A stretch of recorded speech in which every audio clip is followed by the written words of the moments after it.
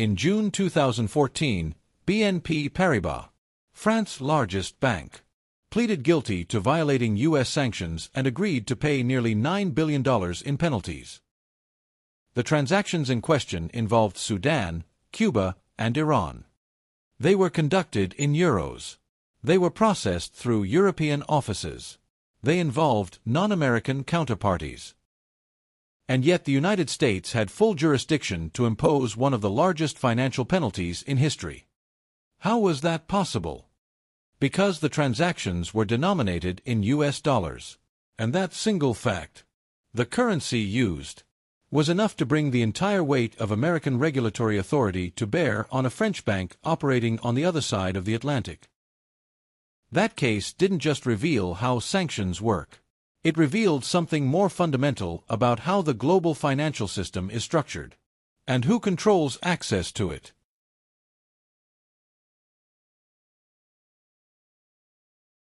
To understand why the dollar became a geopolitical instrument, you first need to understand why it became the world's dominant currency, and why that dominance is structural, not just historical. In 1944, at the Bretton Woods Conference, the Allied powers established a new international monetary order. The US dollar would be the anchor, pegged to gold, with other currencies pegged to the dollar.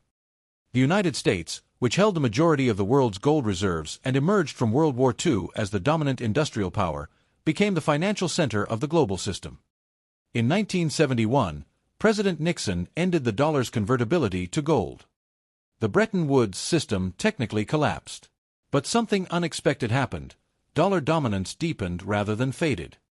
By the mid-1970s, the United States had negotiated an agreement with Saudi Arabia, and eventually OPEC, to price global oil sales in dollars. In exchange, the U.S. provided military security guarantees. This created the petrodollar system. Any country that needed to buy oil needed to hold dollars. Which meant virtually every country in the world needed dollars. Over the following decades, as global trade expanded, dollar-denominated transactions became the default mechanism for international commerce. Not because of a law or a treaty, but because network effects locked in dollar infrastructure at every level of the system. By the time the 21st century arrived, the dollar wasn't just the world's reserve currency. It was the operating language of global finance. Here is the mechanism that most financial news coverage never fully explains. When a Japanese company pays a German supplier in dollars, even though neither company is American, neither bank is American, and no part of the transaction touches U.S. soil, that payment still clears through the United States. This happens because of correspondent banking and dollar clearing infrastructure. The primary system is called CHIPS, the Clearinghouse Interbank Payment System, which processes the majority of international dollar transactions. It is operated in New York. Every major bank in the world that handles dollar transactions maintains relationships with U.S. correspondent banks. Those correspondent banks act as intermediaries, processing and settling international dollar flows. Without access to that network, a bank cannot effectively operate in the global dollar system. This is the architecture of dollar power. It is not about the physical location of money. It is about which system certifies and clears the transaction, and that system runs through the United States. Now add one layer. U.S. law applies to any transaction processed through U.S. financial infrastructure, regardless of where the transaction originates, who the counterparties are, or what currency it is ultimately denominated in at the point of origin.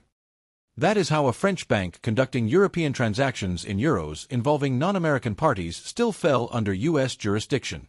The dollar clearing leg of the transaction. A single step in a multi-step process was enough. This is not a bug in the system. It is the architecture of financial power. The dollar's structural position was not new, but its deliberate deployment as a policy instrument evolved through three critical moments. The first was 2001. The USA PATRIOT Act, passed weeks after the September 11th attacks, expanded the U.S. government's authority to use financial access as a counterterrorism tool. Critically, it gave Treasury's Office of Foreign Assets Control, OFAC, significantly expanded reach. Correspondent banking relationships could now be severed or suspended based on U.S. designations, regardless of where the targeted party was located. The financial system became, explicitly, an instrument of national security policy. The second was 2014. The BNP Paribas case, which opened this video, was the moment the global financial industry understood the full scope of extraterritorial dollar jurisdiction. The fine wasn't just a penalty. It was a demonstration. It established that U.S. sanctions carried effectively global reach, because dollar clearing infrastructure gave the U.S. a point of leverage over virtually every significant international financial institution in the world. After BNP Paribas, compliance departments at major banks worldwide began de-risking, cutting off relationships with countries, sectors, and counterparties that carried any U.S. sanctions exposure. The enforcement didn't even need to happen repeatedly. The credibility of enforcement was sufficient to reshape behavior globally. The third was February 2022. When Russia invaded Ukraine, the United States and its allies froze approximately $300 billion in Russian central bank reserves held in Western financial institutions. This was unprecedented. Central bank reserves had historically been treated as sacrosanct, a financial asset held by a sovereign state that functioned as the foundation of monetary stability. Freezing those reserves did not just impose an economic cost on Russia. It communicated something to every central bank and sovereign wealth fund in the world. The assumption that dollar-denominated reserves are politically neutral was no longer reliable. That signal is still reverberating through the global system. What does this mean practically? It means that for any institution operating internationally, any bank, any corporation, any sovereign entity, financial access is no longer an assumption. It is a variable. Countries that once held dollar reserves as a simple matter of monetary stability now have to weigh the political relationship with the United States as a factor in reserve management decisions. That is a structural change in how sovereign financial strategy works. Major corporations with global supply chains and multi-currency operations now carry something called geopolitical exposure, financial risk that originates not in market movements but in political decisions about which entities can access which financial infrastructure. And banks, already navigating a post-BNP compliance environment, are making de-risking decisions not based on credit risk or default probability, but based on political geography. Entire countries, sectors, and transaction types are being removed from the accessible universe not because they are financially unsound, but because they carry regulatory risk under U.S. policy. This is the structural shift at the center of everything this channel analyzes. The financial system has not just been influenced by geopolitics. It has been reorganized around it. The infrastructure is the same. The assumption of neutrality is gone. The BNP Paribas case in 2014 was not the beginning of this story.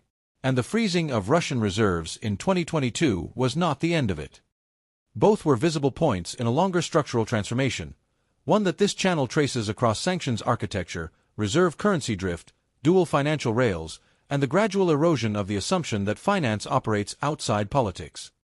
If you want to go deeper on the mechanism behind sanctions and how financial enforcement actually works at the infrastructure level, the next video in this series is How Sanctions Actually Work, the Financial Infrastructure Behind Geopolitical Power.